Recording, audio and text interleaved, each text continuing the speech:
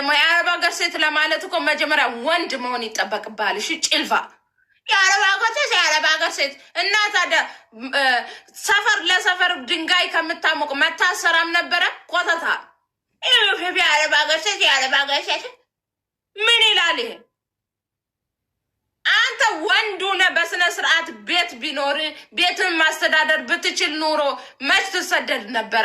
ልጇን ጥላ ትሰደድ ነበረ? የ5 ወር የ6 ወር የ1 ዓመት ልጅ የ3 ወር ልጅ ጥሎ ይሰደዱ ነበረ? አንተ ሸለመጥናት ስለሆንክ ነው እንጂ ጅልጥ።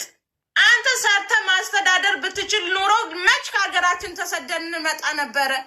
መች እንሰደድ ነበረ ወደ ሰው ሀገር?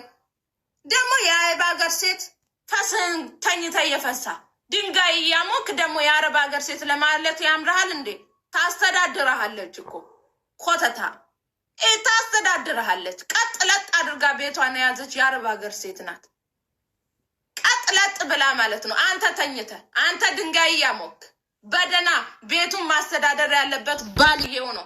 አንተ ቤትን ብታስተዳድር ኑሮ መች ከሀገሯ ትሰደድ ነበረ? መች ከልጇ ትነጠል ነበረ? መች የ4 ወርና የ5 ወር የ6 ወር የ8 ወር ልጅ መች ጥላ ከሀገሯ ትወጣ ነበረ? ጡቷ እየፈሰሰ ማለት